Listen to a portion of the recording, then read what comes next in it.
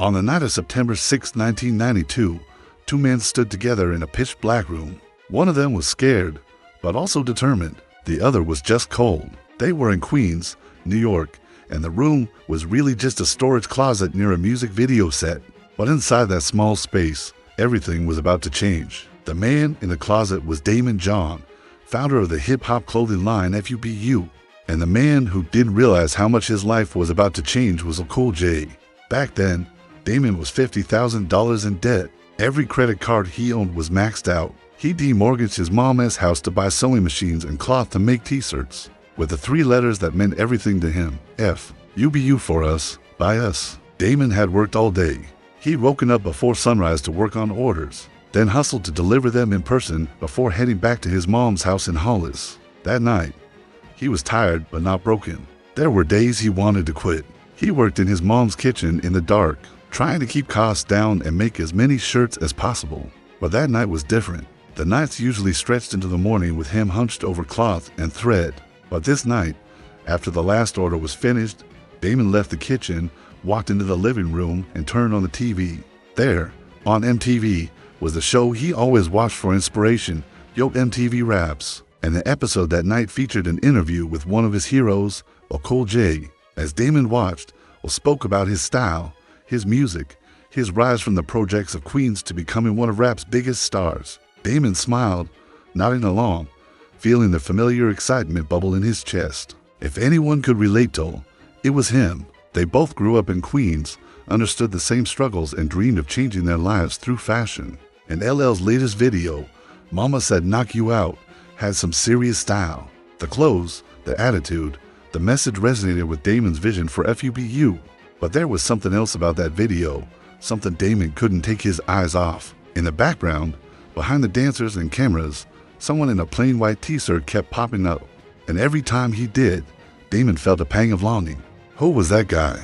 Daymond thought, why does LL keep looking to him? Then he realized he was directing the video, and Daymond knew he needed to meet him. At that moment, Daymond didn't know personally. He didn't have an agent or a publicist, but he did know where he grew up. So Daymond got in his car, drove to LL's old neighborhood, and started walking around, looking for anyone who might know the director's name. An hour later, sweat dripping down his face and empty-handed, Daymond found himself back at LL's childhood home. He rang the bell, introduced himself, and asked if the director was around. The woman inside shook her head. "I'm sorry," she said, "but he's not here, and you don't want to be bothering him anyway. He's kind of busy right now. He's directing a music video around the corner." Daymond's heart sank. Was it too late? Did he miss his chance? As he walked away, he heard her shout, "Hey, are you gonna be around tomorrow?" Daymond turned and saw her waving. "Yeah, I'm here till Friday." He yelled back. She smiled. "Tell the guy to look for you. I think they're shooting tomorrow night." Hope surged through Daymond.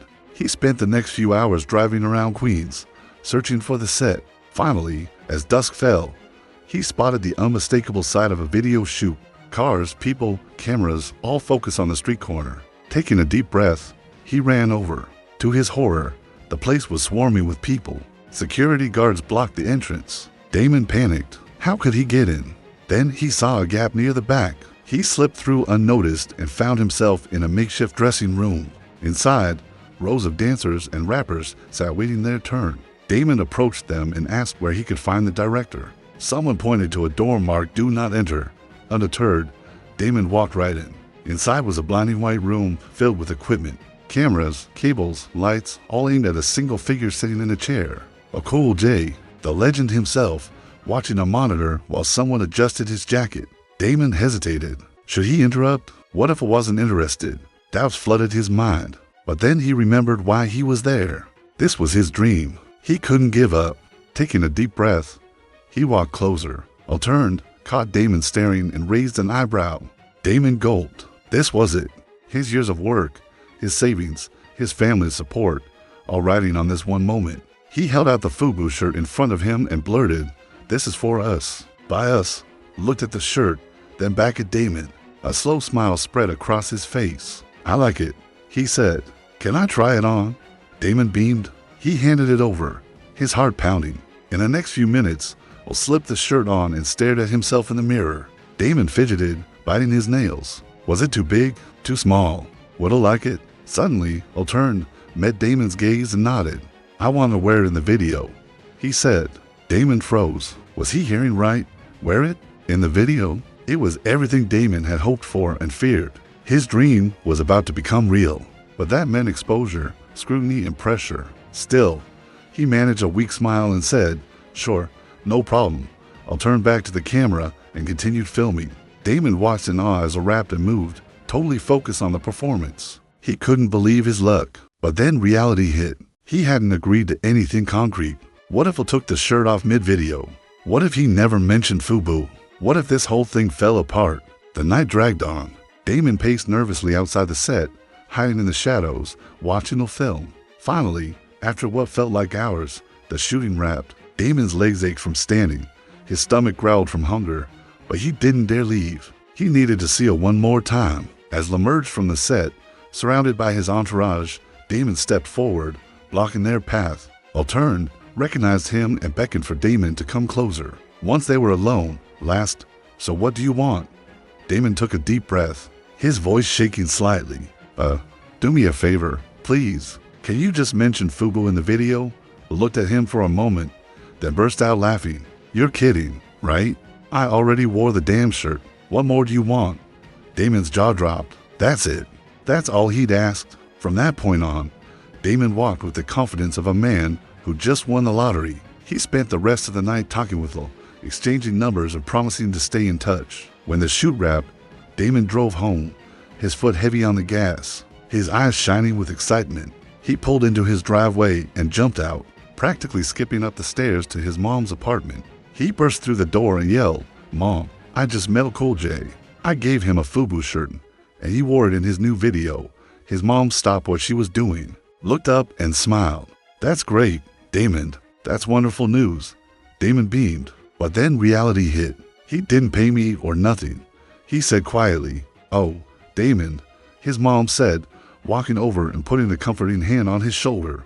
"This isn't about money right now. You just got your foot in the door. That's a big deal."